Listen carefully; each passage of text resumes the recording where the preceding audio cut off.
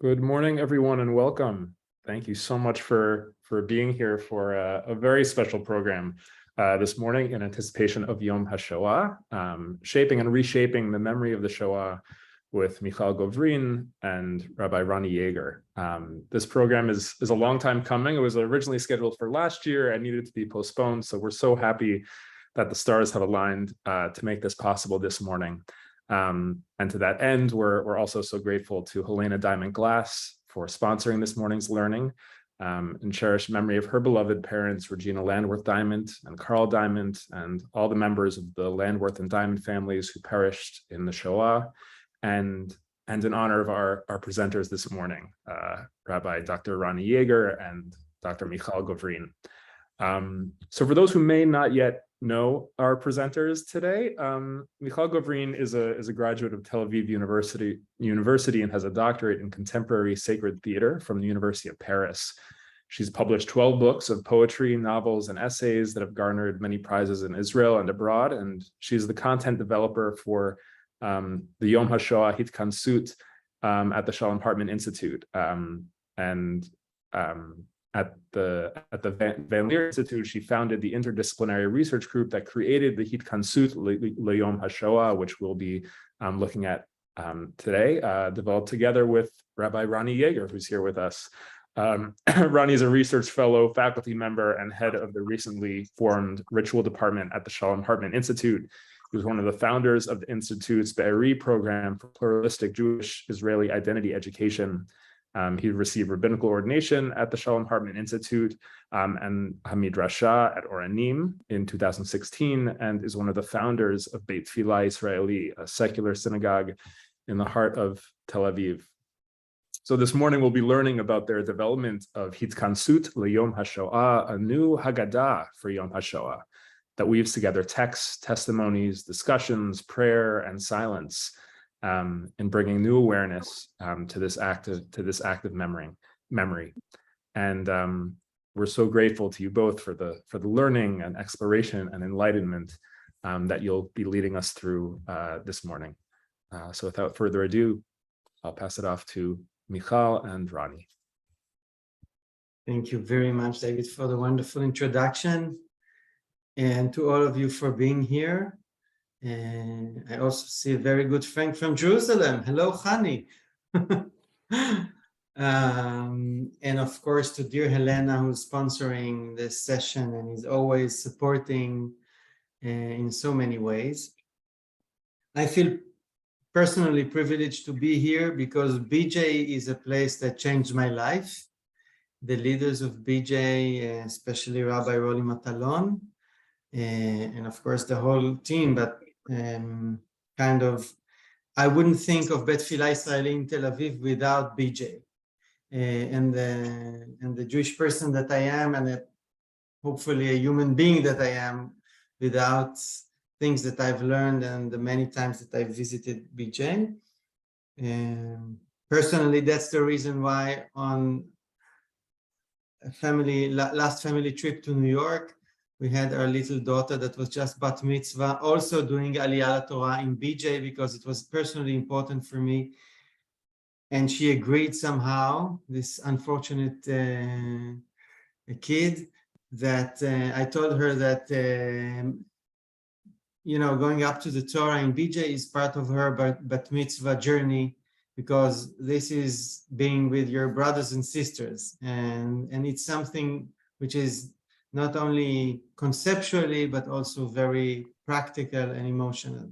So I'm very privileged to be here, and also very privileged to be here with Michal, who's a mentor, a teacher, a friend, and without whom, Professor Michal Govrin, without whom the Hitkansut wouldn't be here at all. I know Michal doesn't like it very much, but I call her the high priest of the Hitkansut, because what can we say? I mean, it's formed around more than a priestly event. We try to make it look like a Seder Pesach, which has no priests actually, and everyone is Kohanim.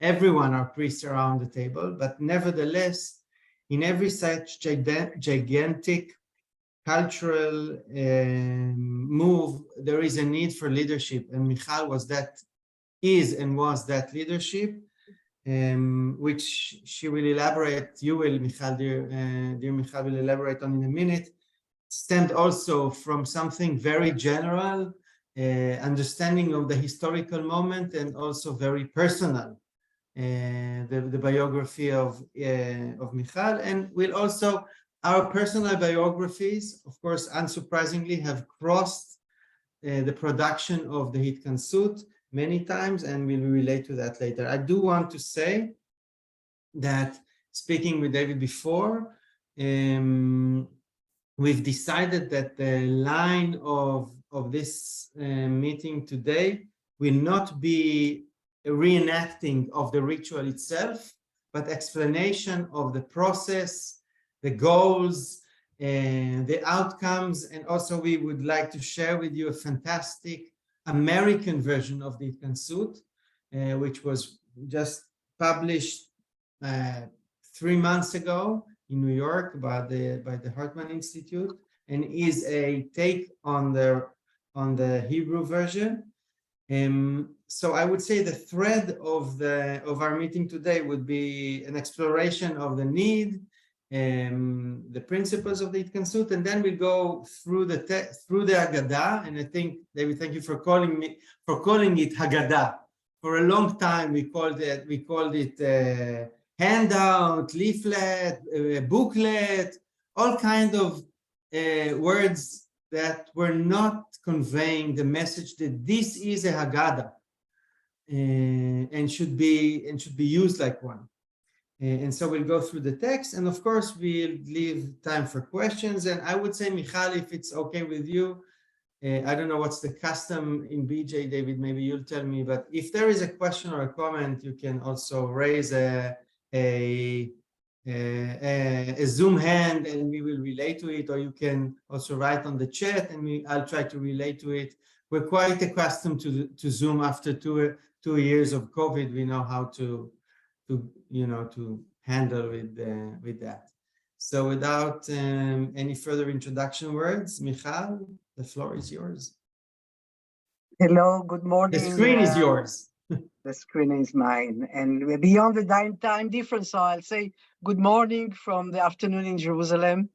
And I'm very moved to be with the dear members of the BJ community, which I've visited once for Erev Shabbat and fell in love with the music and the atmosphere, and the decor, and the whole ceremony was amazing. And I say hello to Helena, with whom I just had a wonderful lunch in Jerusalem, and we'll share with you some brief thoughts. We can have a whole seminar on that, a long one, but I'll share with you a few thoughts about the meaning of the Shoah, and I'll do that through a PowerPoint that David will help me to show, and from that I will go into the current event in Israel, because if it is an haggadah, as Rani emphasized, that we finally dared to say, the haggadah is a formula. It's an open formula that changes through the generations. It changes meaning according to the present time, because memory is always directed at the present moment. And from the present moment, we look at the past and take from it the connotations or the meanings that are the most striking for the moment. If you think about the huge difference of doing Passover Seder, such kind of a memory of a Seder at the Bergen-Belsen concentration camp in 45, with pieces of a vegetable instead of matzot in hiding, and only 2 years later doing the same text at the trenches of the kibbutzim in the south, where the Egyptian army were invading. You cannot think about a more contradictory context of the same words resonating so differently. On one hand, with almost a desperate hope for freedom, on the other hand, with combat. So the haggadah that we formed somehow has these qualities, and as it already exists since 2015, and by now there are tens of thousands of people who do it, both in Israel and abroad, in English, in Russian, in French, and in Israel around so many schools. Rani was this morning in a school on the shore.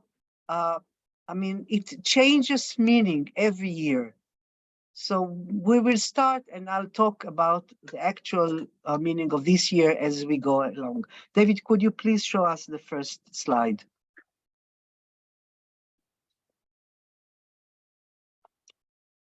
Yeah, this is a photograph that was discovered at the Nazis' archives at the early 2000s. It was taken by a German Nazi soldier in March '44, and it's a picture of a woman that Fanny Chaim, who was recognized 2 years after her death by her daughter, the soldier in Israel. It is taken at the northern town of Greece called Ioannina, where a very old community, the legend goes that these are among the expels from the Second Temple, that a shipwreck brought them, instead of going to Rome, they arrived in Greece. They were under Italian occupation at the beginning of the war, and after the fall of the Italian front, the northern Greece passed to German hands. And when the Jews of Ioannina, who suffered under the Italian fascists, but it wasn't an extermination, and when they were asked to come to the synagogue courtyard, which is very beautiful, like next to a lake, a newly inaugurated synagogue 3 years before the war, wonderful synagogue, they all came. And 98% of the community, as the same percentage as at Thessaloniki, were exterminated in Auschwitz. Fanny Chaim was among the only survivors. But this photograph is especially moving because she, as a young person, is imploring, and no one hears her voice. And when we look at the picture, usually when I speak to educators in Israel and show them this picture, I say, I mean, this picture breaks our heart, but we should look at that in a double way. We can look at it also that the soldier who takes the picture actually already expelled her from the family of human beings. She is a piece for him. He shoots her, with a double meaning of the word in English. And this possibility that we can suddenly have a distance from a person in distress, not see and not hear, but already condemn that person as the rest of the crowd for death, this is devastating. And this should be also in our minds when we talk about the Holocaust, show the pictures, and maybe we should ask ourselves, who took them, in what circumstances? I'll jump to from this picture to the last night demonstration in Jerusalem, because the question, I mean, no, don't come back, please, to the. You can show my mother, okay, but we stay here in this picture. So last night at the demonstration, I felt compelled to talk to the audience, and I can share with you that in what we pass in Israel, this uproar, the social, the civic society that comes to the streets week after week in order to safeguard democracy. I mean, people don't compare it to don't speak about the Holocaust usually in these circumstances. It's too awesome, it's too cumbersome, it's too frightening. It's a trauma that we don't know yet how to accommodate to our time. And in our work, we did try to make a bridge and ask, what does it mean to bring the legacy of the Shoah for today? And one of the things that I said from the stage just last night was that the safeguard of the human dignity is what is maybe the core of the memory of the Shoah, in the midst of the utmost horror, in the midst of the utmost revelation, if you want, of evil. What really shines is the struggle of men and women in all the ways for the human dignity. So we'll go forward, please, David. So just to make it personal, this is a picture of my mother, Rina Govrin, a former Regina Rega poser and her first marriage, Laub. This is a picture of her after arriving to Israel in 1948. As a child, I did not know that my mother was in the Holocaust or in the Shoah, because on arriving to Israel, my mother took off the number which was tattooed on her arm as she arrived in Auschwitz. And as you can see, she was a beautiful and delightful person.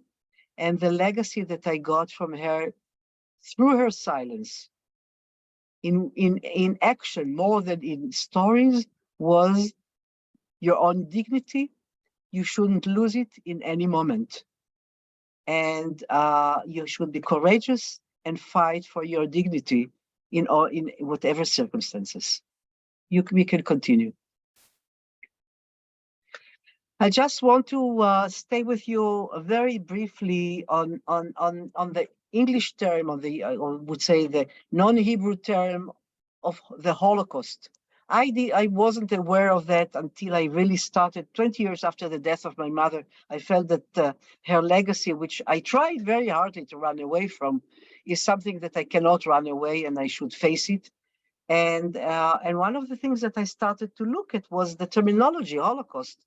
And then I discovered that that's a Latin word, which actually was introduced by André Mauroy, the French philosopher or thinker, intellectual, to the preface of Elie Wiesel, The Night, when it was translated from Yiddish to French.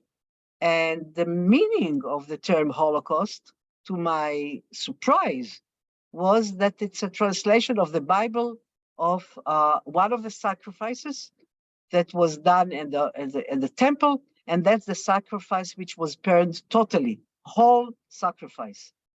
And very clearly, it resonates with Western Christian sensitivity, that suffering and death have theological sacred meaning as means to expiate, to ask pardon, to erase belief, and the death of the Savior is in the core of the Christian belief. This is a picture of martyrology, not in the first centuries, but as it was enacted on the medieval stage, and the torture scenes on the stage were the best moment of the show to the audience, which is, as you can see, at the depth on the wooden balconies. I would say provocatively that the spectacle, the show off of torture and death can arouse in us a pervert pleasure. And that's why they appear in many of the Hollywoodian movies. That's the action movies. And that is one of the dangers of the memory of the Shoah, that we would be fascinated and attracted by fear and paralysis. We would be attracted to the torture and maybe not think about what happened to the inmates inside the torture. Let's go on. Please, you continue here. I mean, about the theatrical dimension of the Shoah, which was very aware, the Nazis were very aware. I just brought these pictures of Amon Get, the commander of the ghetto of the camp on Plaszow, which was of the outskirts of Krakow. He would stand on in his villa on the second floor with his rifle and shoot at random at people who pass by as if it was on the balcony of a theater. Was a very cultured man and a son of an editor from Vienna. Let's go on. Continue, David. And that's something that happened under the balcony of Amon Get. That's a punishment of women who had to carry human train. These women were chained to carriages full of stones, and they would had to carry them to and from, back and forth for 24 hours in no matter what weather was it. And Amon Get would invite would call his people who came to his villa and to drink their drinks, looking at that quote unquote circus of horror. Let's go on. When we visit the Museum of Auschwitz, for example, and here we start to speak about the narrative of memory. What do we tell?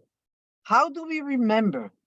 What is the story? What is the core of the story that we tell? Do we fall into the trap of the Western, full of guilt, narrative of martyrology, suffering, victimhood, and that's the role of the Jews in the story?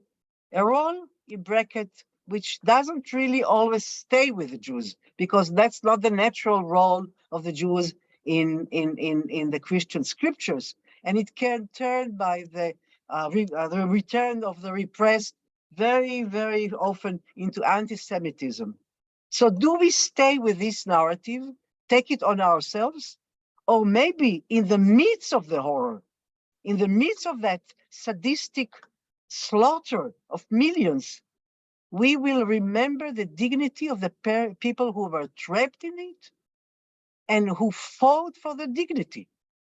When we think of those who went to the gas chambers praying Shema Israel, that was their way to keep their human dignity and their belief. The others at the same time would go to their death singing the International, because they were communist. That was the same way of fighting for the dignity of the person. This picture is a picture of part of the picture which was hidden of a group of ultra-Orthodox women with whom my mother, who was totally secular, all of them were from Krakow. My mother, graduate of the Hebrew school, these women, graduate of the Bes Yaakov school, and they survived as one group together because beyond their difference in their belief and ways of life, they connected on the respect to the human dignity and freedom and the desire to go to Israel. So this picture you won't see in Auschwitz. Shall we continue, please? This is Luba Englard Linderbaum that lights a candle in a commemoration to Bergen-Belsen in a memory of her daughter, of her sister, of older sister Rivka Englard, who lit the candles in Auschwitz, in the lager, just behind the sign Arbeit macht frei in Hanukkah 44, a month before the death march, with danger of death, because the couple could have give her out to the Nazis. She came by miracle, they got a candle. She lit the candle and stood and spoke to the 200 women who were in the barrack and encouraged them in the name of the past. This is the legacy of a human struggle in many, many ways. Let's continue. That's the picture of my brother, Marek, who was sent from Plaszow with all the other children of the camp, that maybe you saw this scene at Schindler's List, to the gas chambers. For years I was afraid to say my brother, and I say my mother's son. And lately I embraced this lost brother and his courage from testimonies that I could find. We will continue. With Yad Vashem, there was an exhibition about children in the Holocaust, and I traveled with Judith Inbar, the chief curator, and the exhibition was with artifacts that stayed, either a teddy bear or a diary or a drawing. And when Judith told me that that's what's going to be the exhibition, I was suffocated in an uncontrolled way. And I said, and what about the children who did not leave a sign? Because Marek did not leave a sign. And she said, Michal, go and write. And I wrote a little text, and it became the beginning of the exhibition of the child who did not leave a sign, who stood for 1.5 million children that did not leave a sign and were murdered. For 2 minutes, 3 minutes, his picture and a little bit of his story was told in the main hall of the UN. And I felt a little bit of a relief, but I knew that wasn't enough. And I came back, and you can continue, David. And I said, we have to share the personal story with each person and each story and dig for it. And that's how I went on with a research group and constituted the committee that wrote together with my leadership, the Hitkansut.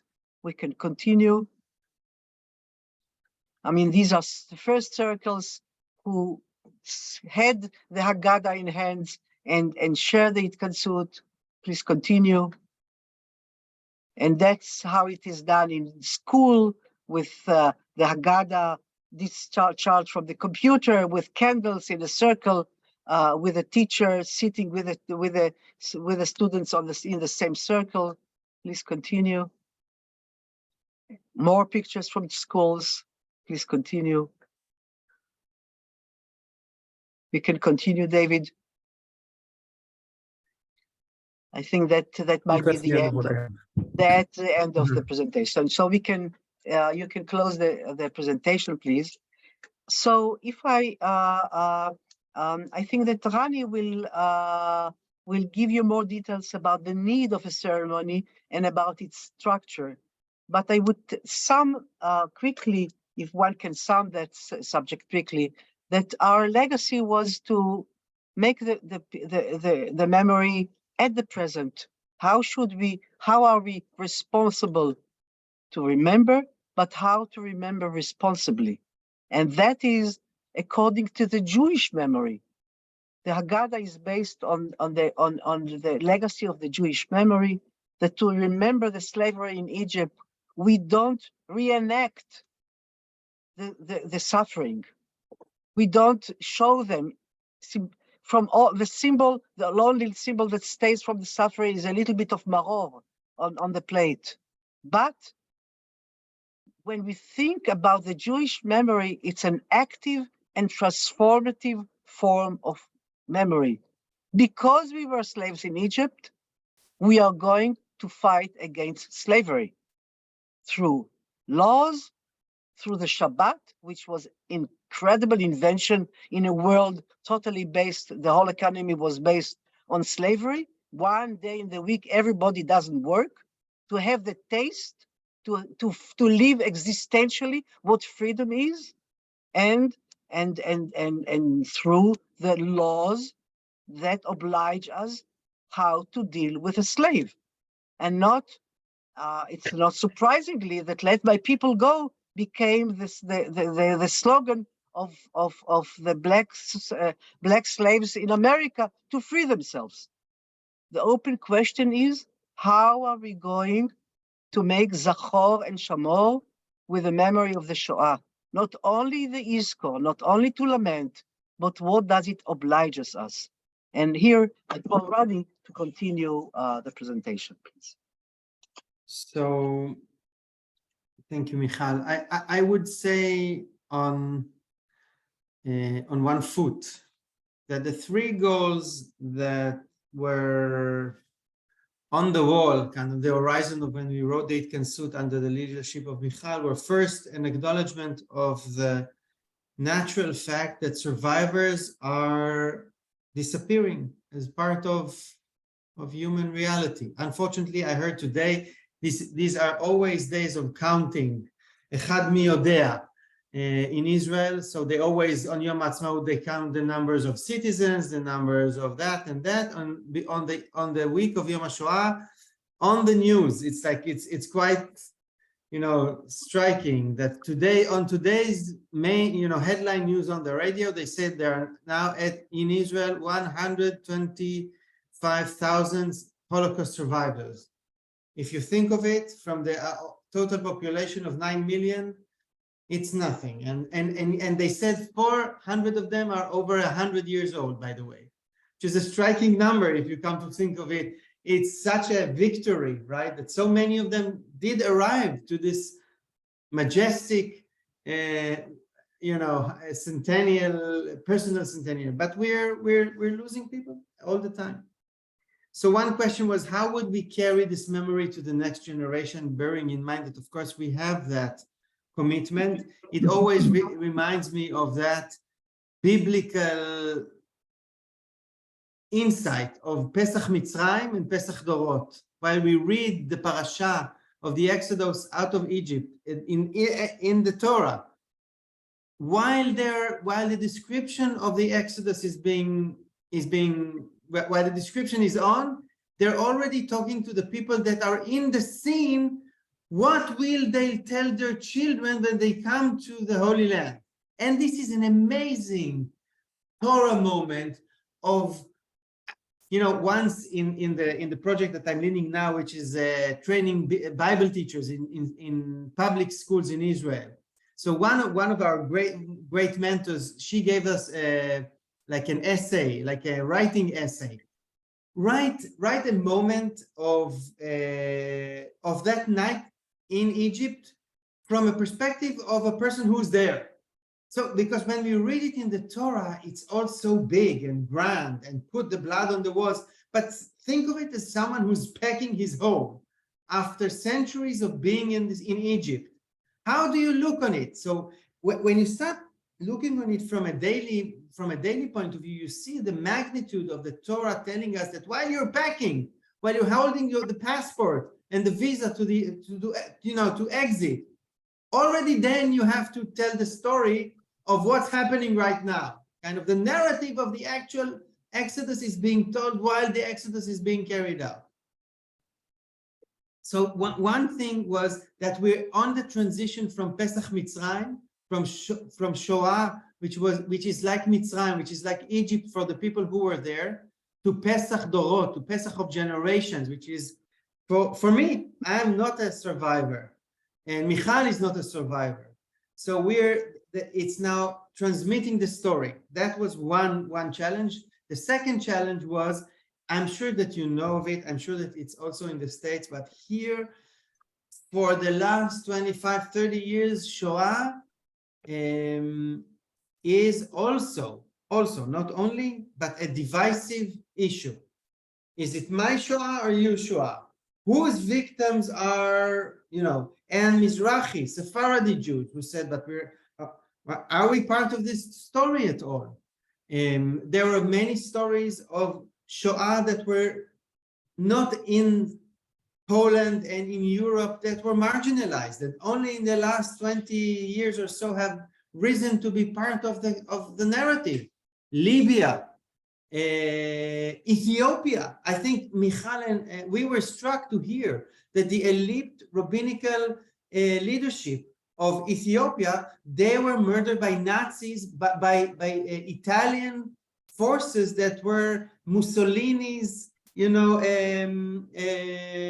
officers in Ethiopia. Would you ever imagine that Ethiopian Jews were exposed to the Shoah? If I'd asked you 1 minute ago, was there a Shoah for Ethiopian Jews? I wonder who would have said, yes, there was.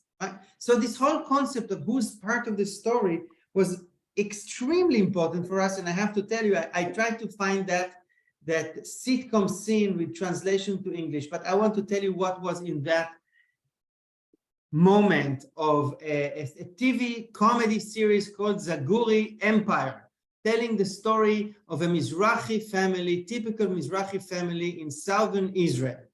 And they look, they're in their living room, and the father is like Archie Bunker, right? He's like that type of person. He's sitting in his couch, and suddenly there is the siren of Holocaust Memorial Day, and they're at home. So all the family stands, and he sits down, and his kids are shouting on him, Abba, why don't you stand? Why don't you stand? Are you not respectful of Shoah? And he says, no, I don't want to respect their traumas anymore. Why don't they respect my trauma? Why don't they respect the fact that we were expelled from Morocco and then we came here and they oppressed us? I want our traumas to be also spoken of. People, it was in a way like, I'm mentioning Archie Bunker because I remember that series as a kid, and we all laughed, but we all also knew that it was true. So there was something in that chapter of Zaguri that struck Israeli audience, and it was in everyone's television.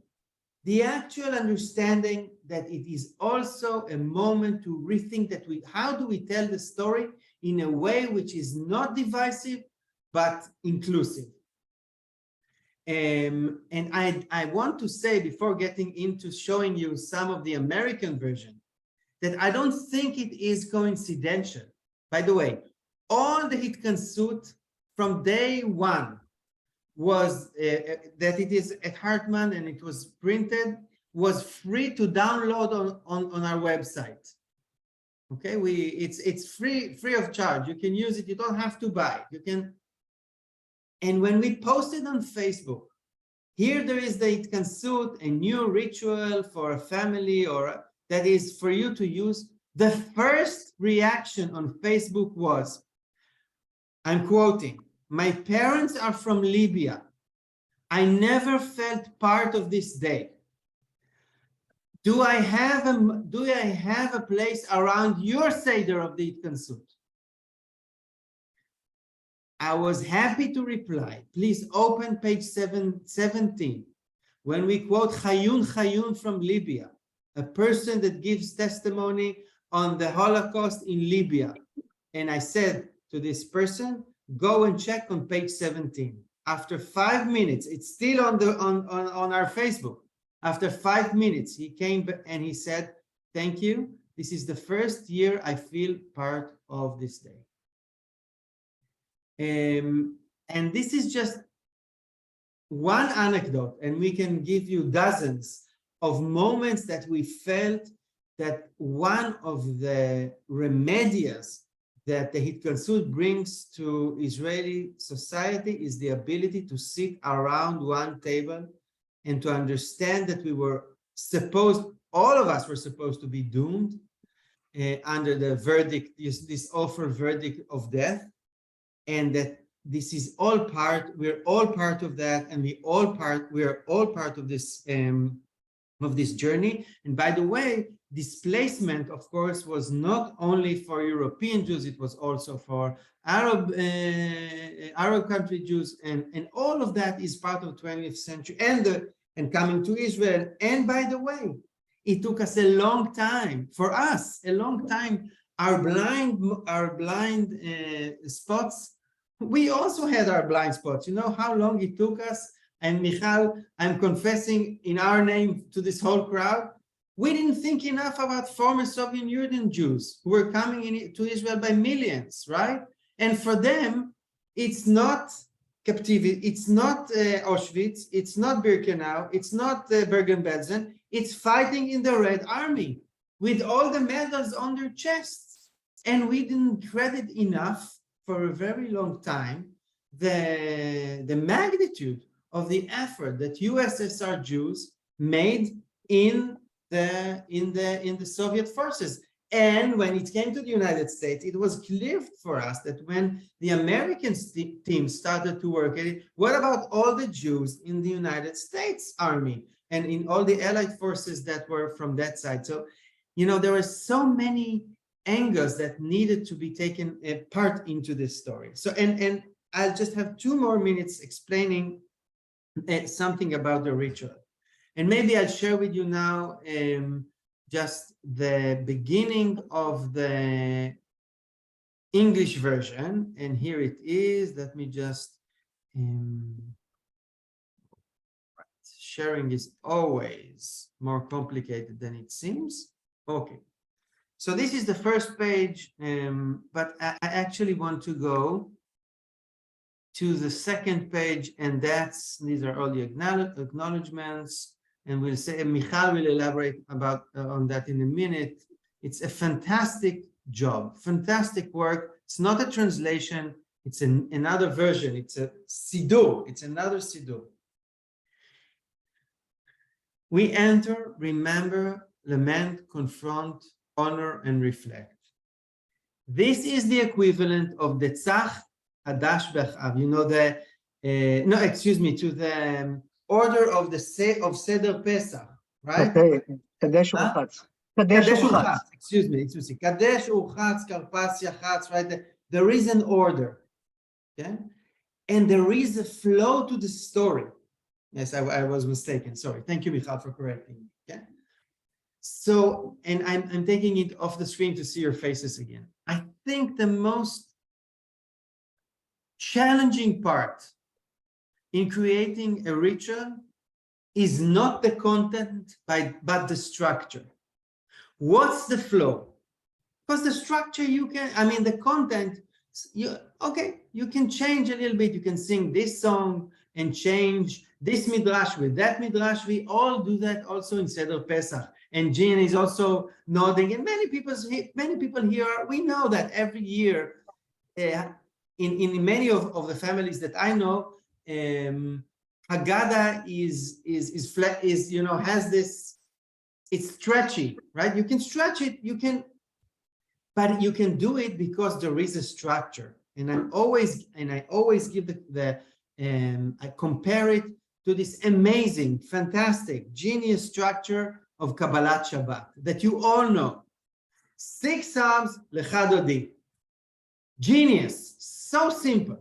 And yet that makes it, first of all, it keeps the flow. You understand, you're on Sunday, Monday, Tuesday. These are the days of this week, the days of creation. It all connects to one another. And by the way, by the fact that you have those psalms, you can also exchange some of them. Sometimes you can sing another psalm, or I don't know if you do it or not, but that's a possibility. And then you have Lechadodi and Yalla, Friday and Shabbat, and it's there.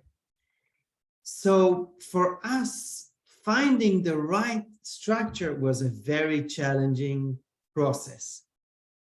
So one structure was what Michal just mentioned, and that is the responsibility to remember. And then the other part was remember responsibly, kind of one was looking backwards and the other one was looking forward, because Jewish memory has always a future. The most important thing to understand is that the past has a very good future in Jewish tradition. And the other part and the other structure that is keeping, I would say, like a string of a violin that we're playing on is like in haggadah shel Pesach, between exile and redemption. Of course, there is a discussion what's the flow between exile and redemption, between idolatry and monotheism. You can say there are few lines, but in the Hitkansut, it's between lamentation and rising again to hope. From lamentation to hope, mikina lekima, and the kima symbolizes, or was taken from that moment at the end of Shiva, when the people who are mourning are being approached by someone who's not mourning. They outreach, a straight arm, and they lift us. I just had it a year ago with my late mother, and it was such a moving moment when the Avelim are sitting and someone is helping them, to stand again. So we felt that at the end of the Hitkansut, we need symbolically and practically to stand again, to face the fact that we have to, after lamenting, after experiencing evil, thinking about what has happened, we need to think about the future. How do we stand? How do we shape a new world or a better world than that we have just lamented? And this is the structure. So maybe with that, I'll wrap the light on the flow and the ritual. I will just end one more thing, which is crucial, and we find it again and again. And also this morning in the high school that I did a presentation of the Hitkansut, it's being used in hundreds of high schools all over Israel as a tool for mainly for homeroom teachers to do something more intimate with their students. It's amazing because they sit around 30 kids around the table and they do it. Just saying that one of the most challenging things is also picking the right music, right? Think of your feeling while you sat at another family's Seder table and you knew no tune. If you're Ashkenazi, it's unlikely to happen.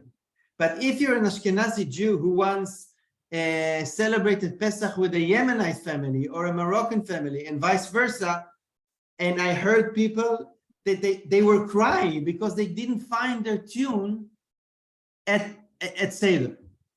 So how do we also incorporate music that will bring us together? That's so challenging, especially if you think of it as a moment of togetherness. And here I'll stop. That's part of the challenge of creating a form of a ritual that will bring people together. And Michal, maybe you would like me now to share parts of the haggadah. Maybe we can do that together. If you can go on showing the, Sure. just say that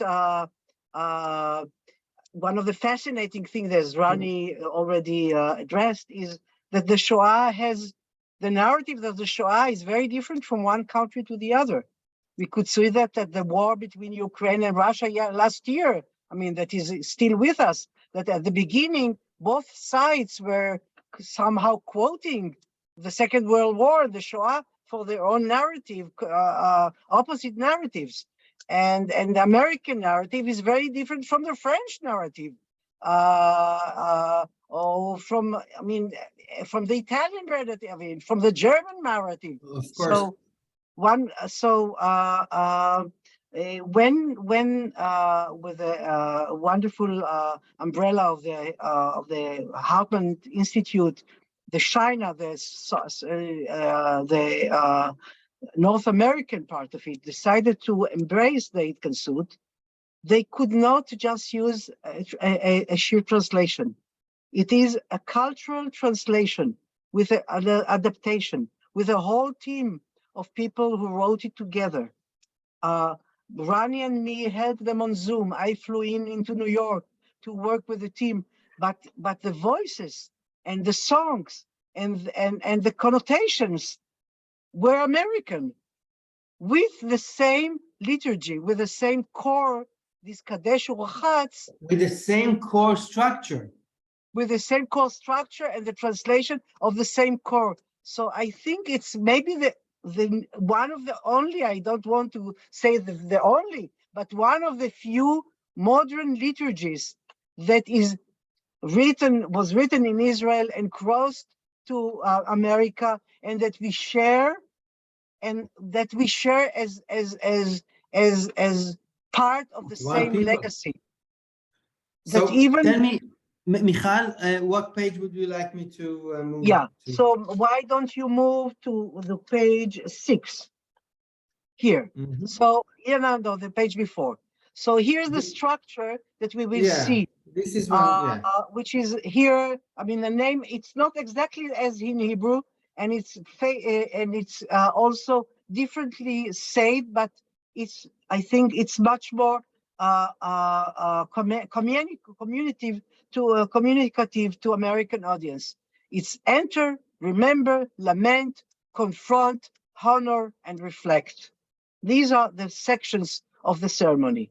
So we can go to page 7. We enter the invitation, and the next page, please. Rani.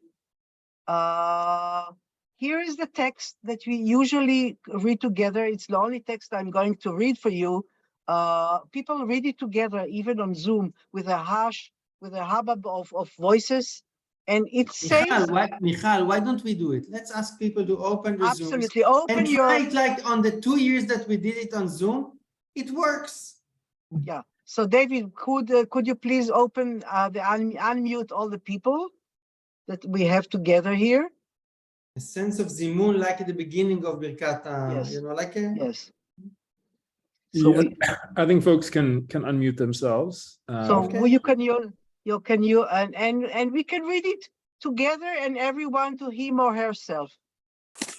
We were not there. We did not experience suffering. We take it upon And ourselves yet we take upon ourselves responsibility to remember responsibly. and the commitment to I have no remember words. responsibly. Have few, Whether we are no far words, away, you have few, whether whether we are near or distant, near, assemble a whether we are believers in close ourselves, to among others, or ourselves, distant, assemble a place within convergence in ourselves, memory, among ourselves, meeting place, a convergence of memories.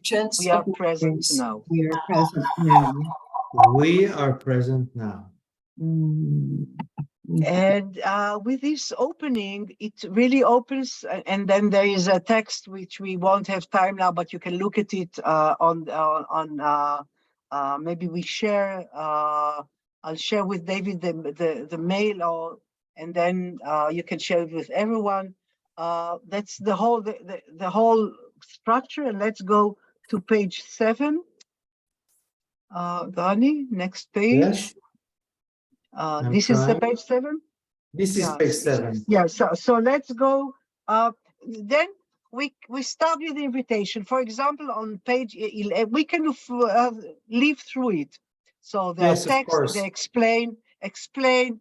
There is, for example, we listen to the survivors' calls. That's what Rani said, the passage between the generation. This is something that the survivors wrote in 2003, and they called on us, please put a meaning for the future in it, because it's not a living memory, it's a task for the generations. And we say that, and we can continue living through that. It's very beautifully done, the American haggadah, and these are different voices of remembrance from different places of Elie Wiesel and other one. And then we start by remembering the life before the destruction. Let me say something here, Michal. Please. Again, this chapter, excuse me for a minute. This chapter calls for people to mention where their family came from. And you have to, I'm taking it off the screen for a minute because I think it's nice from time to time to go back to the faces. I have to describe how hard we had to work to convince people who are not from families of people who perished in Shoah to say where they're coming from. That was the question. We didn't ask you to be connected to tragedy. Just mention. And you know, the mere fact that this morning I had this meeting with 60 high school teachers sitting around the room, and Michal, I didn't tell it I didn't know how to do it with 60, 70 people. So I stood in front of them and I said, just names, no stories. Tak, tak, tak, tak, tak. The mere fact that we created by names the map of Jewish existence from Tehran to Afghanistan to Krakow to Taiman to Yemen to New York to Australia. And I have to tell you, people in that teachers' staff, some of them in that room, some of them never heard that their colleagues' family came from that place. And we always have this moment of wonderment that says, oh, Helena, my grandparents are from the same place that your grandparents are coming from, or came from. And you know, this is a moment of joy. And I have to tell you, we had to be, and Michal was brave here. We also sing a joyful Jewish song, Lecha Dodi, marriage, not lamentation. We'll get to lamentation in a minute. But in order to understand what we lost, we have to talk about life, about Jewish life. And that's something, by the way, that I know that someone that was educated here in this country, that we so many times forget that the Holocaust was not an encapsulated Jewish moment. It was part of a whole Jewish existence that was before, and some of it perished, and a lot of it perished, and a lot of it was alive after. So we want to respect that life. And I'll go back now to, and maybe we'll continue with the pages, with the haggadah. Yeah. And Michal, I think we'll have 5 more minutes of that, and then we'll open up for questions. Yeah, sure. So we will go quickly about the rest of the structure, just to give you an idea. So I mean, I know that for American Jews it's more difficult because some of the people, I mean, there are few generations already in America. So people share the name of their communities in America, remember the parents, and then go back from Europe, from Poland in a general way. And sometimes it engender in the person the need to know where the origins of the family were. And of course, we can go on. Please leaf through, Rani. You could see that in the songs that are in the American Haggadah, Avrum Mlotek, the Yiddish singer who was part of the team, put in a lot of Yiddish, because Yiddish is much more alive in America than it was. I mean, it was banned in Israel, and I won't go into this tragic story. So there is a lot of Yiddish. Let's go on with the Haggadah. Rani, I see always the same picture. It doesn't change on my screen. Tell me the number of the page you would like to you just leaf through them. They'll just go through. Okay. So there are stories of origins, stories of life, and here are some songs of Mark Warshawski, of Eufen Pripytek, and other Yiddish songs of Mordechai Gebirtik. Life in Europe as it is felt and connected to American Jews. And here's a child from Munich, and so on and so forth, and Aishishok. And then we get, from that, we come to the lamentation. And that's the Kinah, the elegy, which is in the midst of usually of the ceremonies. And we can go through it, there are text. I'll jump to page 35, because I think that's the most. Okay, and then we confront evil. And they confront evil which is within us. And just a very short note, in Israel, when the army has to face an occupied population, the risk of evil is daily. For the American team, it was difficult to englobe it. And we had to discuss that and make it clear. And after that chapter that we end with a joke, usually to come out from the spell of evil, we go to the main part of the haggadah, which is the remembrance of the human dignity, with all its forms. I mean, and we honor the human dignity. And here there are different texts that were chosen, incredible modes of resistance. And in it, let's go through, and we can come also to to honor not only the bravery, the human bravery in keeping the faith, but to the just among the nations. And I go, and Rani maybe can say a word about it. Maybe we'd ask someone just to read Appelfeld, because this is such an illuminating and moving Wonderful. text. Anyone would like to read in your beautiful English? Please, Here, Yeah. Jean is raising her hand. please. Appelfeld was part of the original group that gave rise to the Hitkansut, and his wisdom paved the way for us. So please. My reminiscences of the war, of the Second World War, I hope it will not surprise you, are of love, endless love. Anyone who was in the ghetto and saw mothers protecting their children, mothers not eating but feeding their children, young boys staying with their parents, defending them until the last minute, will understand. Asking myself, from where do I derive my writing force? I know that it is not from horror scenes, but love scenes that existed there everywhere. My world was not formed by the executioner. It is not dominated by an irreparable, endless evil. I remained with people and I loved them. Thank you. Thank you. And Thank you. Rani, you can continue from that to the Just Among the Nations. And Yeah, Yes, so so there's- let me just say that you see a soldier in the US Army quickly going all through forms of all forms of resistance,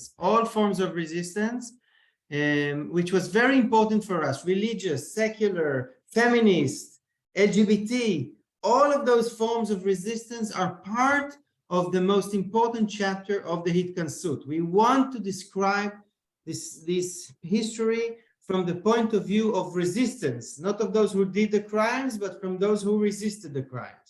And in all forms, not only In military. all forms, not only military, but also military. And when it came to the righteous among the nations, I wanted just to say this is my mother was born in, my mother Herzelina, whose testimony is here on the screen. She was born in Bulgaria, a very particular story of 50,000 Jews, out of whom most were saved by Bulgarian citizens and clergy, and civil resistance and solidarity against the government, by the way. The government was fascist and had a collaboration with Hitler, but when it came to send Jews from Bulgaria to the camps, none of the citizens of Bulgaria itself, other citizens of Thracia and Macedonia who were under Bulgarian regime were sent, but none of Bulgarian Jews themselves were sent. And my mother's family was saved as well.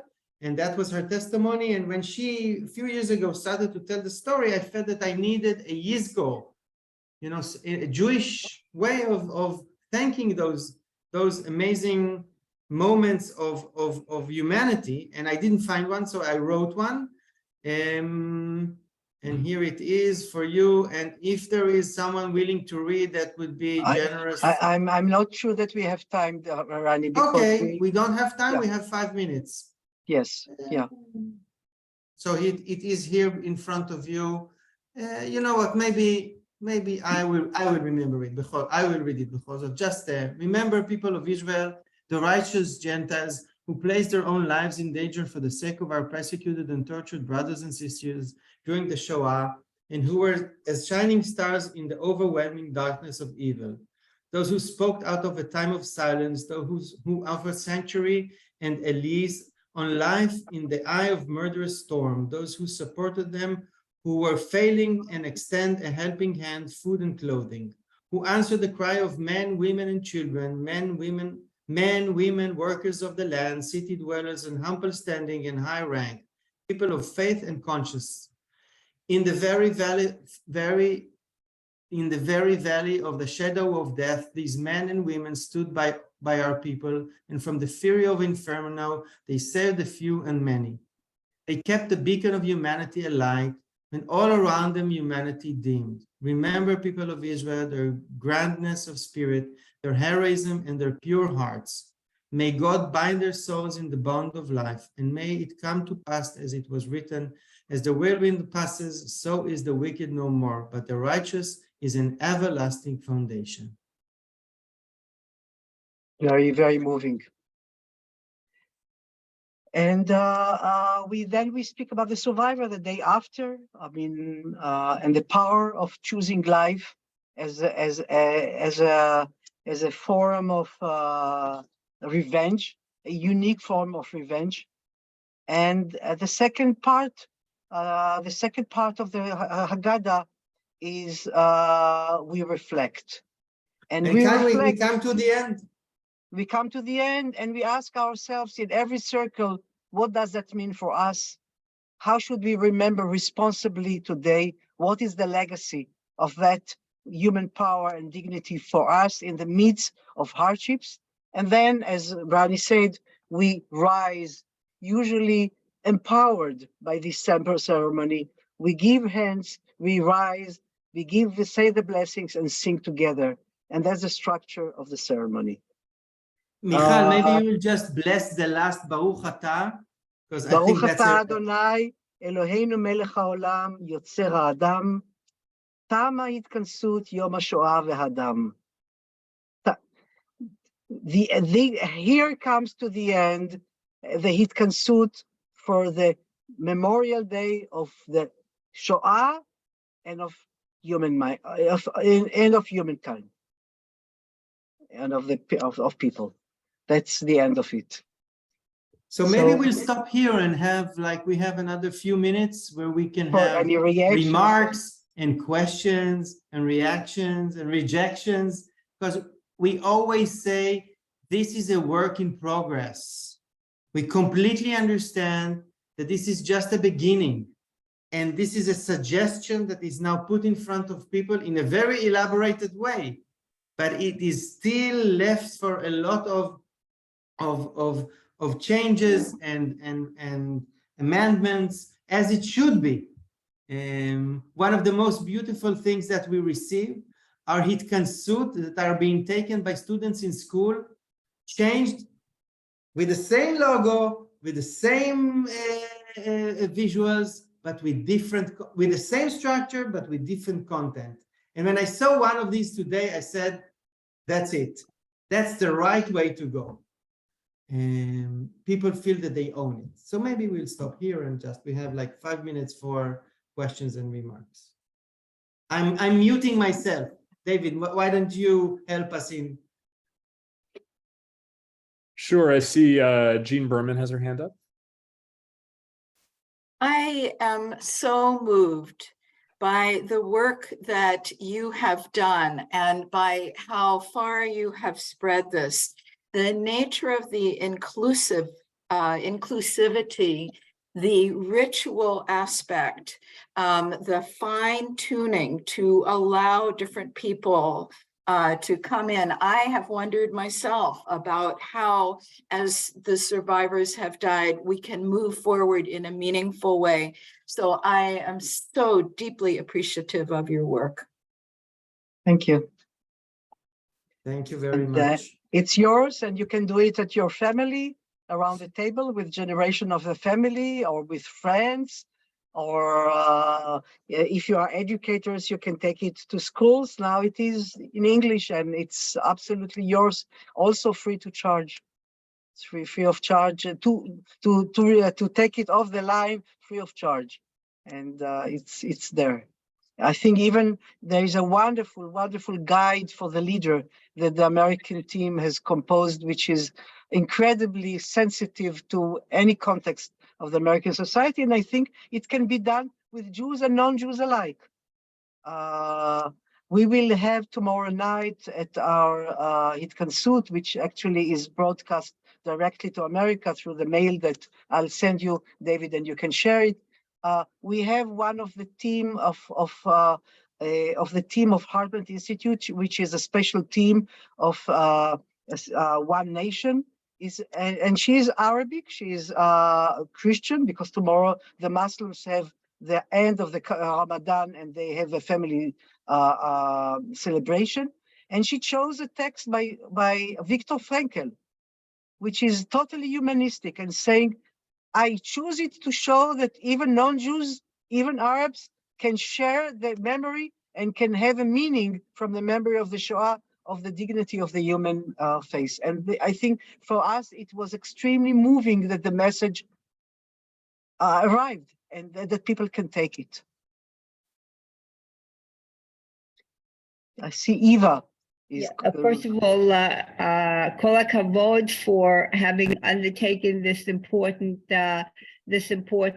project, and I think that the enormity of the persecution of the Jews needs to come to people individually, and each needs to confront it individually, and doing it in a group situation like a Seder is also a very healing kind of an experience for people. And can you tell us just in a few words, what's the difference between the Israeli version and the American and the diaspora version? I said, for example, I mean, the songs are very different, and the texts. In the beginning, we had a lot of Yiddish in our haggadah, but as the years passed, we replaced it with a Moroccan elegy, with stories, as Rani said. And in America, I mean, people needed the Yiddish because that's what rises. I mean, the connection, the emotional connection.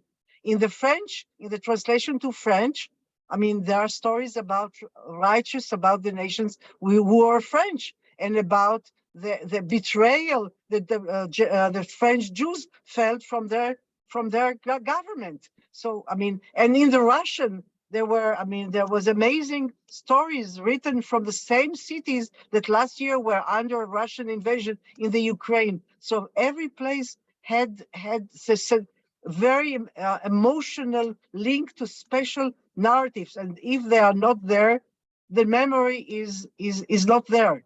So you have to be attentive to the different contexts and put these texts in it. But the structure stays the same.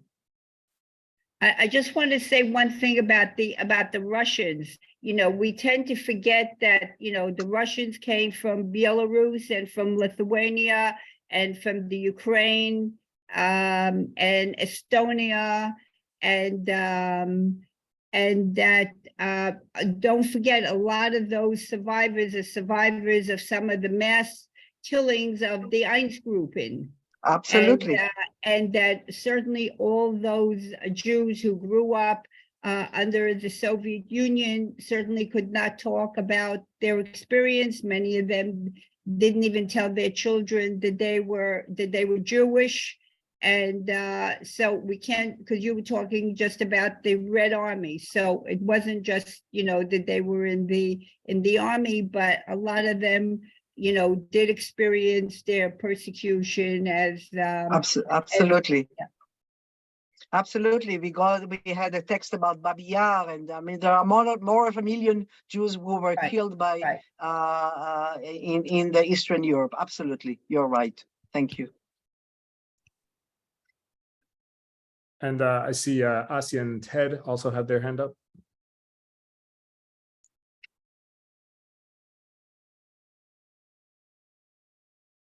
You have to unmute yourself.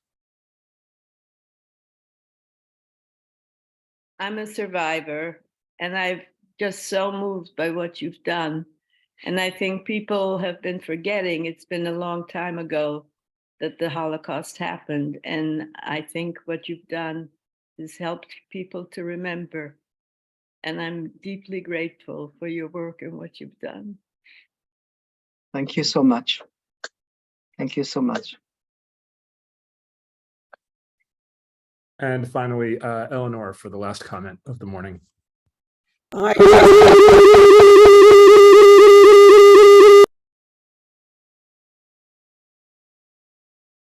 Eleanor, if you want to just type it into the chat, or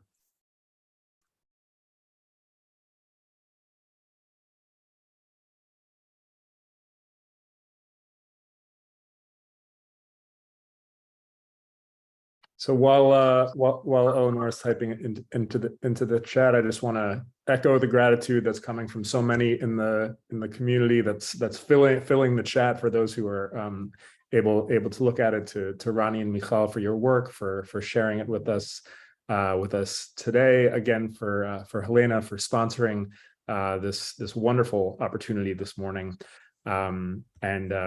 Just to say, I just want to say one thing. Thank you so of much course. to my dear friends. I was introduced to this program a number of years ago, even before Hartman, and I knew that it was incredibly important and meaningful, and I'm so happy to be able to bring it to my community directly. So I know how you all felt about it, and I share that with you. Thank you. Thank you so very much. Thank you. And I David, do thank just you wanna- for your hospitality and kindness to us during all this year, for arranging that and tolerating all the time differences. I will send you the PDF of the Hitkansut in English so you could share with people. You can also look for the text at the Shalom Hartman Institute website in English. And there is also a gathering. So it's for you, for your use. That's the goal. Take it, Yeah, and- use it, change Yeah. it. It's yours. And I'll send David the email with a link to our ceremony tomorrow, which will be for you in the afternoon. And if you want to watch it, you can connect. Wonderful. And just a reminder for folks in the BJ community, certainly we can watch that in the afternoon. In the evening at 6:30, we'll have our Yom HaShoah commemoration, both in person at BJ in the sanctuary and online. Later tomorrow night will be the all-night vigil reading of names that the Marlene Meyerson JCC Manhattan organizes each year, starting at 10 p.m., going all the way through the morning. And the time slot for the BJ community, for those who want to attend, is 4:30 to 5 o'clock a.m. And that will be at Congregation Anshe Chesed at 100th Street and West End Avenue. Again, thank you to Rani and Michal for this extraordinary morning, afternoon for you. Thank you very much. Thank you. Bye. And Shavua Tov to Bye. all. Bye. Shokwa. Looking Bye, forward for friends. good news from all sides of the Absolutely. ocean. Absolutely. Bye-bye. תודה חדשות רבה. טובות. תודה רבה, להתראות. תודה רבה.